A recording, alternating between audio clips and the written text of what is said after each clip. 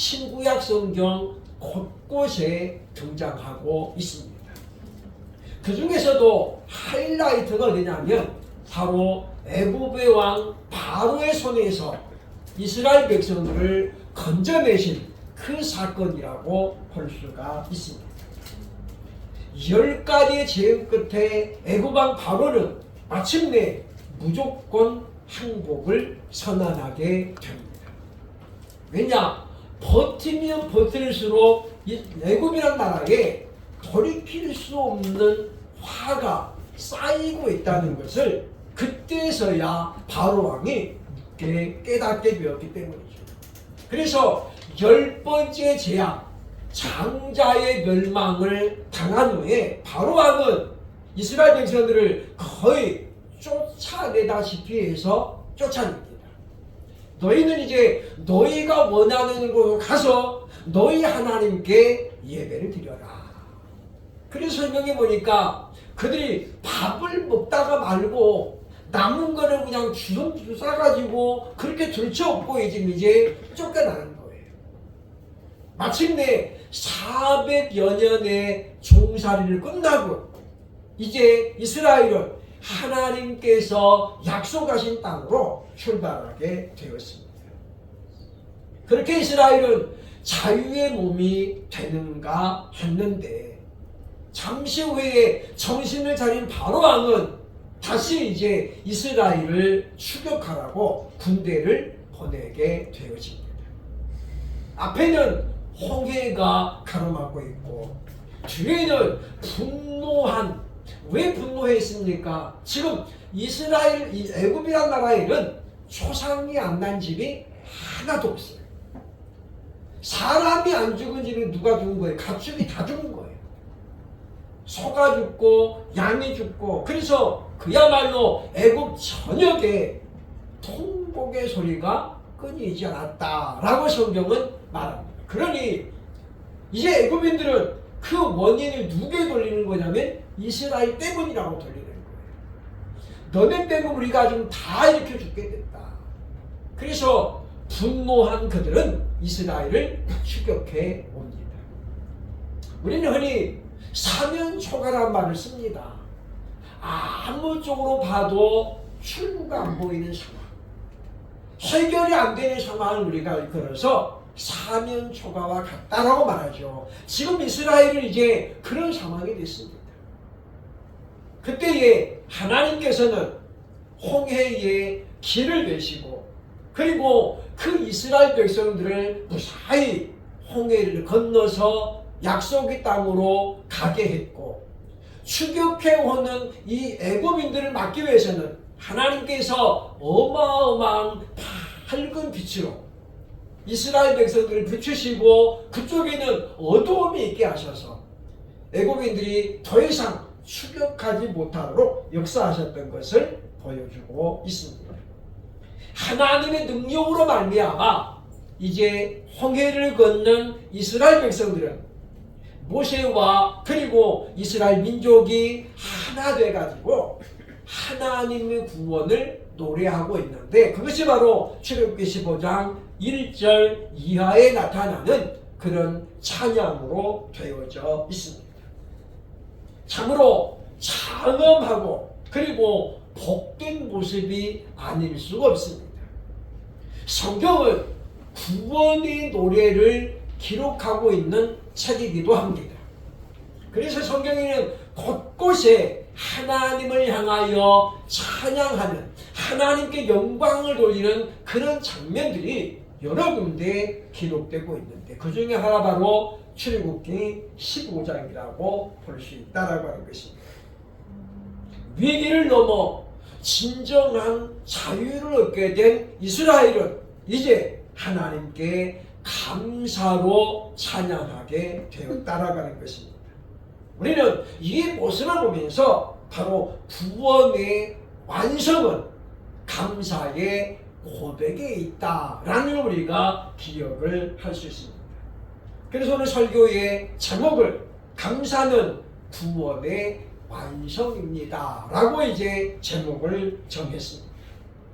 과연 구원의 완성을 노래하는 이 노래는 어떤 내용으로 되어져 있을까요? 우리는 이 말씀을 보면서 우리도 구원을 감사하여 참으로 하나님을 영화롭게 하는 그런 일들이 되어야 할 것입니다.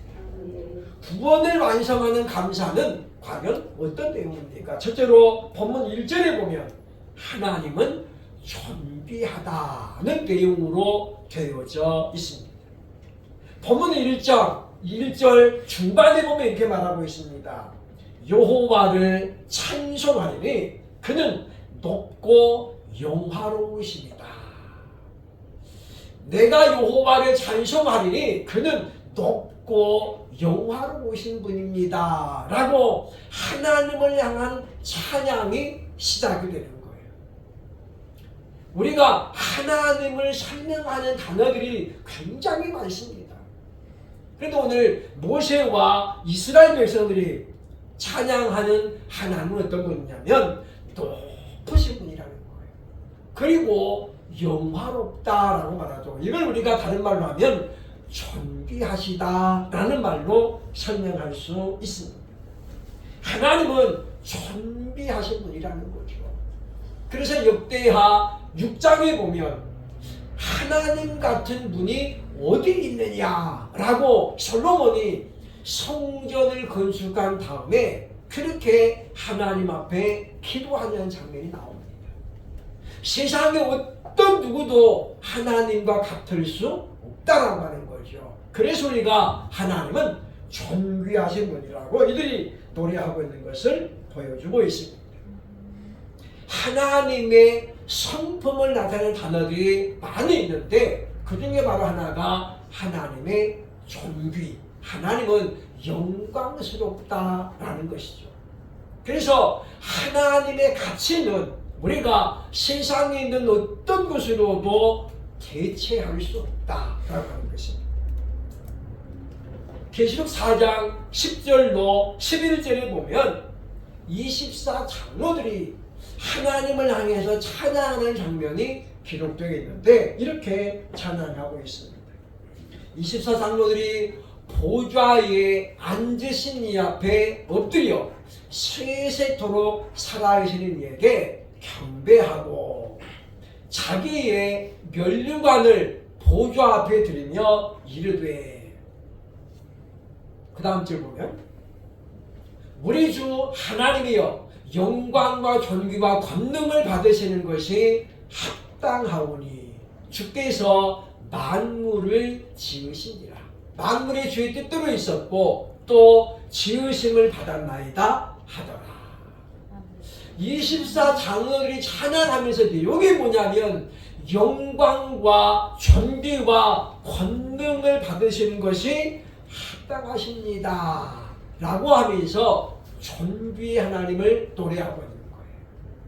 그러면서 그 하나님이 우리에게 뭘 했느냐 라고 말하기를 만물을 지으셨다라고 말합니다. 그러니까 우리가 하나님을 존귀하게 여기고 하나님 앞에 감사의 영광을 돌려야 될 이유는 뭐냐면 첫 번째가 뭐냐면 우리를 지으신 분이기 때문에 하나님이 우리를 이 땅에 보내지 않았다면 우리는 이 땅에 올 수 없는 존재였다라고 하는 것입니다. 그러니까 사실 보면 지상에 보면 나하고 똑같은 사람은 어디에도 없습니다.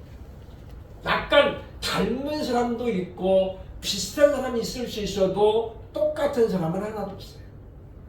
지금 현재 지구 인구가 70억입니다. 70억 명 중에 저는 딱 하나밖에 없어요. 닮은 사람이 있을 수 있어도 똑같은 사람은 없습니다. 사람이 하는 일에는 혼선이 있을 수 있어요. 제 아는 목사님 한 분이 이제 여동생이 돌아가셔가지고 수십 년 지났는데 이 아버지가 돌아가서 집을 이제 물려받아야 되는데 통이 날라온 거예요. 그죠? 그래서 형제들, 조카들까지 전부 다 도장을 찍어봐야 된다. 그러면서 여동생까지 도장을 받아버리는 거예요. 죽은 지가 30년이 넘었는데 어디 가서 도장받아와요? 30년 넘었는데. 그게 너무 황당하잖아요. 그래서 이제 수정을 해보니까 행정상 똑같은 주민번호가 있는 사람이 또 하나 있는 거예요. 이름만 똑같은 게 아니라 생년월일 똑같고 주민 번호도 똑같은 거예요. 그래서 이게 도대체 어떻게 된 것이냐? 원래 그럴 수가 없는 거거든요. 쌍둥이도 뒤에 번호가 틀립니다. 근데 전혀 모르는 사람인데 똑같은 거예요. 그래서 너무 신기하잖아요. 그분이 이제 수소문을 해가지고 찾아갔어요. 여동생을 30년을 죽었는데 가서 보니까 전혀 모르는 사람. 당연히 그분도 전혀 모르는 사람이죠. 그래서 확인해 보니까 옛날에는 사람이 직접 주민번호 같은 걸 썼어요. 그죠? 그러다 보니까 7자인지 9자인지 헷갈리기도 하고, 또 어떤 사람들은 8자를 갖다 이상하게 써가지고 이게 3자인지 8자인지 잘 모르는 것들이 많다 보니까 옮겨 쓰는 사람이 어떻게 숫자를 그냥 대충 보고 쓴 거예요. 그래 보니까 한 글자가 틀리는데 올리는 거에 거의 똑같이 올라가는 거예요. 그래서 그때서야 이제 이거를 정정해달라고 해가지고 했더니 공무원들이 미안하단 말 한마디 안 하고, 어쨌든 그런 일들이 있었는데 대한민국 인구가 지금 5천만입니다. 70억 명 중에 단 한 사람도 하나님이 아시는 똑같은 사람이 없다는 거예요. 우리 지문을 보잖아요. 지문 보죠. 지문 보세요. 똑같은 지문이 하나도 없습니다. 우리는 그걸 보면서 하나님의 오묘하신 능력을 우리는 짐작할 수 있다는 거죠. 그러므로 우리는 그 존귀하신 하나님을 찬양하는 것, 그것도 감사의 내용을 담아 찬양하는 것이야말로 구원의 완성이라고 볼 수 있는 감사라고 볼 수 있다라고 하는 것입니다. 그래서 우리는 하나님을 우리가 찬양할 때에, 그리고 하나님께 감사를 고백할 때에 여호와 하나님 같으신 이가 과연 누구 있느냐? 그래서 우리는 하나님만이 존귀하신 분이고 영화로우신 분이라고 노래할 수 있는 그런 우리들이 되어야 할 것입니다. 그래서 우리는 하나님만이 유일한 신이시며 그리고 가치 있는 분임을 늘 노래해야 되겠다라고 하는 것입니다. 둘째로 우리가 감사를 구원의 완성으로 해야 될 감사는 어떤 내용이냐면 1절로 3절 보면 하나님은 용사라는 것입니다. 1절 하반절에 보면 이야기하고 있습니다. 보면 오늘 본문에 보면 말과 그 탄자를 바다에 던지셨음이로다. 그러니까 존귀하신 하나님이 어떤 분이냐면 말과 그 탄자를 바다에 던지셨다라고 말하죠. 그래서 3절에 보면 여호와는 바로 용사이시다라고 설명합니다. 하나님이 용사이기 때문에 말과 그 탄자를 바다에 수당시켰다는 거예요. 생각해보면 불과 바로 얼마 전에 이스라엘은 홍해길을 건넜습니다. 그런데 하나님께서 이제 이스라엘 백성이 다 건너간 것을 확인한 다음에 그동안 홍해의 물이 지금 어떻게 마치 벽을 쌓듯이 물이 지금 쌓여져 있는 거예요.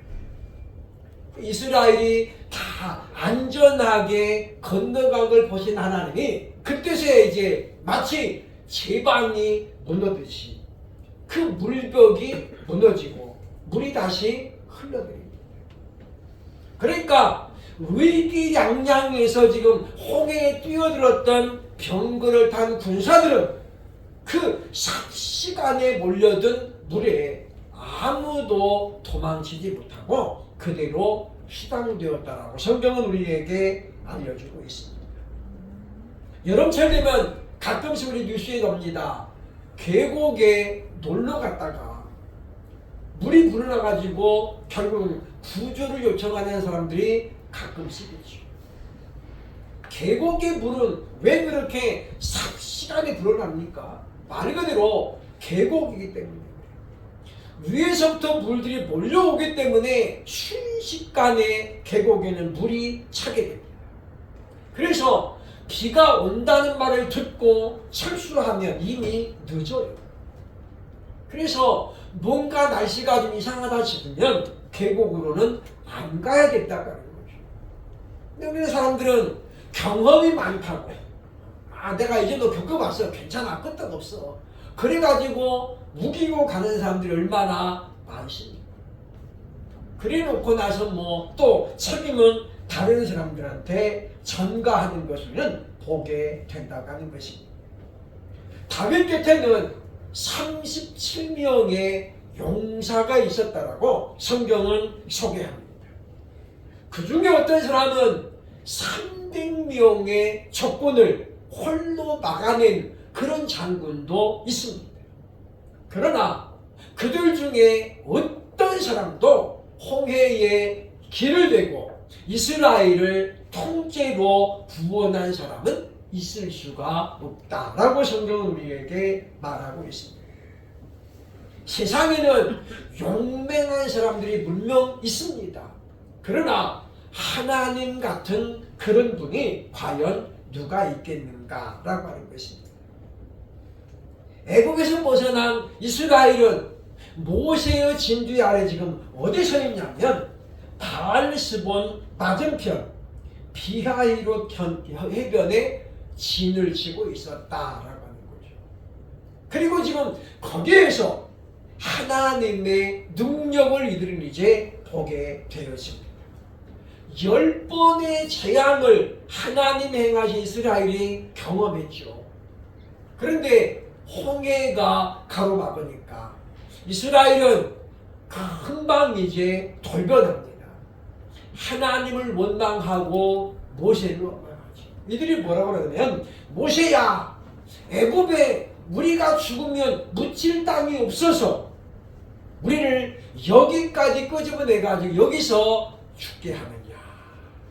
그러면서 난리가 났어요. 그런 그들을 보면서 하나님은 과연 어떤 마음이 들겠습니까?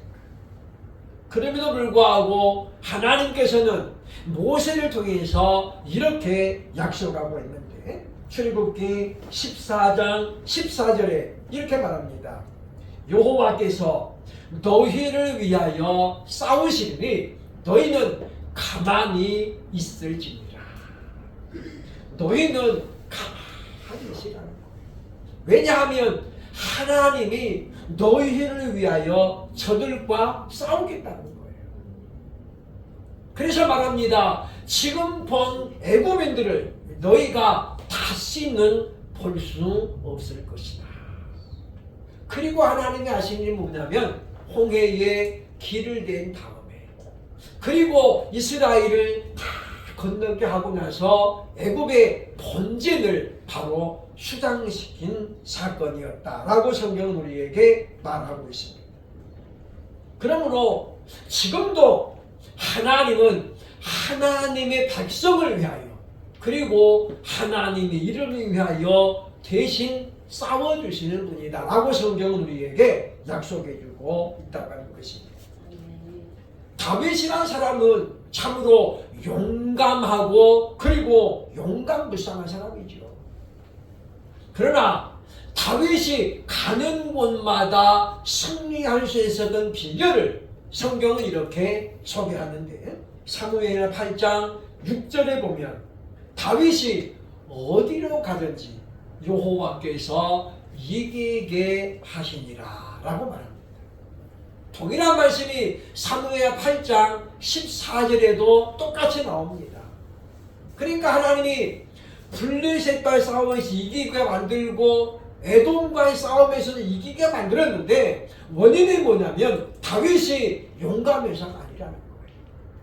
하나님이 여호와께서 그로 하여금 이기게 하셨다. 그래서 하나님이 전술을 제공하기도 하고, 또 내가 먼저 너희 앞서가서 싸우리라. 그래서 하나님이 기선제압을 해주는 그런 경우도 있었습니다.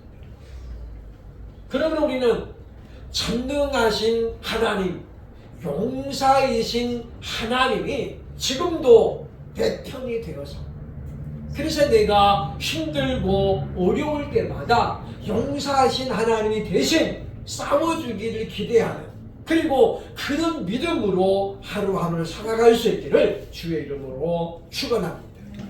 왜냐하면 우리는 분명한 한계를 가지고 있잖아요. 그런데 하나님은 한계가 없는 분이에요. 사람은 자신을 가둬두는 데가 익숙합니다. 오늘 결혼하는 우리 박진주라는 그 탤런트가 그런 말을 고백을 하더라고요. 자기는 자신의 한계에 자기를 계속 가두면서 살았대요. 그래서 누가 자리를 기회를 줘도 저는 그런 거 못해요. 저는 그런 전문가가 아니에요. 그래서 자꾸만 거절해요. 그래서 놀면 뭐하니 거기 제의가 왔을 때도 그는 계속해서 거부했답니다. 저는 노래하는 사람이 아니고요, 연기하는 사람이에요. 그런데 그의 노래를 불러 들었던 사람들이 추천을 하는 거예요. 그래서 거기 나와가지고 이제 굉장히 유명한 사람이 됐다. 그래서 그는 고백합니다. 자기 자신을 자기 한계라는 틀에 가두지 말라는 거예요. 사람은 얼마든지 변할 수 있기 때문이라는 거죠. 아주 지독하게 내향적이었고 내상적이었지만은 결국은 바뀌게 되어 있더라는 것입니다. 그러므로 우리는 우리가 가지고 있는 한계에 하나님을 제한하면 안 된다는 거예요. 우리는 마치 바가지 같은 존재라면 하나님은 바다와 같은 존재예요. 여러분, 바가지에다가 바닷물을 다 넣을 수 있겠습니까? 바가지보다 바다가 얼마나 많이 큽니까? 근데 우리는 바가지 같은 작은 우리 자신에다가 하나님을 다 넣는다고 생각하는 거예요. 그래서 나는 하나님을 내가 다 알아, 이렇게 생각하는 거죠.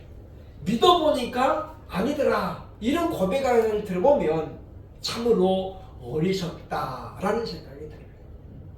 바닷물을 어떻게 바가지에다 다 넣을 수 있겠습니까? 그건 물리적으로도 불가능해요. 근데 우리는 작은 바가지 같은 자기 두뇌에다가 하나님을 내가 다 안다라고 생각할 때가 얼마나 많냐고 말이죠.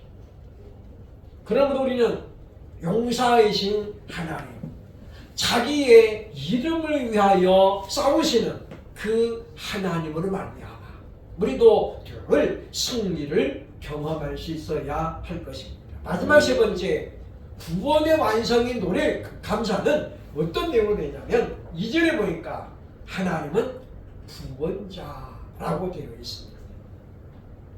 하나님을 묘사하는, 하나님을 설명하는 단어가 여러 가지 있습니다.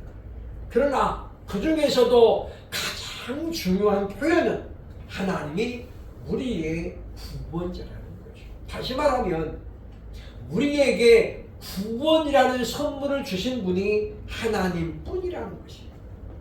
나아가서 이 말은 우리 힘으로는 절대로 구원을 얻을 수 없다라는 것을 우리는 먼저 전제해야 되겠다라고 하는 것입니다.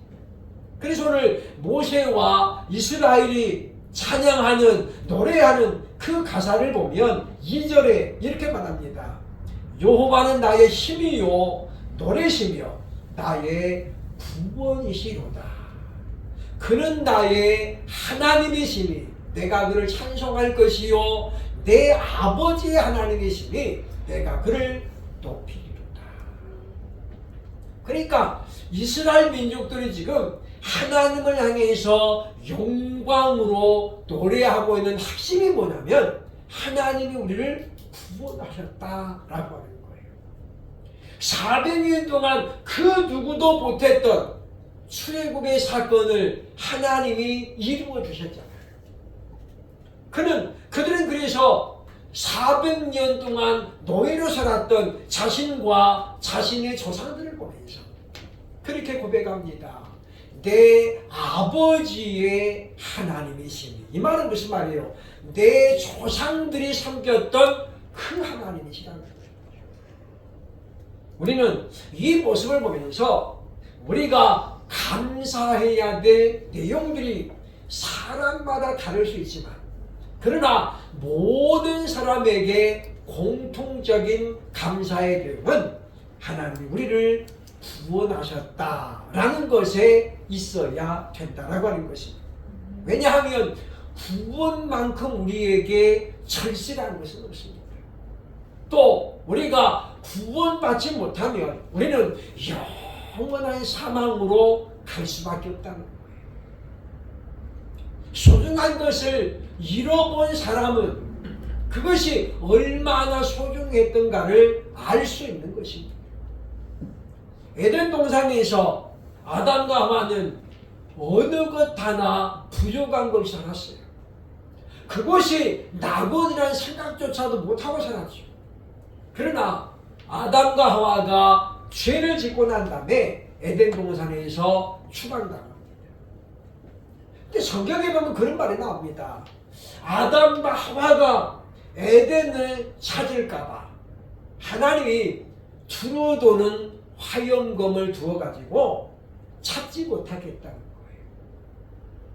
지금까지도 많은 고고학자들이 에덴 동산이 어디 있는가를 찾고 있습니다만은 아직도 에덴 동산의 위치를 발견한 사람은 아무도 없습니다. 왜 그럴까요? 하나님이 지금도 그곳을 감춰두셨기 때문이에요. 아무도 에덴 동산을 찾지 못하고 하나님이 가려놨거든요. 그래서 못 찾는 거예요. 그 말씀을 보면 아담과 하와가 추방된 다음에 에덴 동산을 얼마나 그리워했는가를 우리에게 알려줍니다. 아담과 하와가 야 이제 우리는 에덴 동산 끝났다.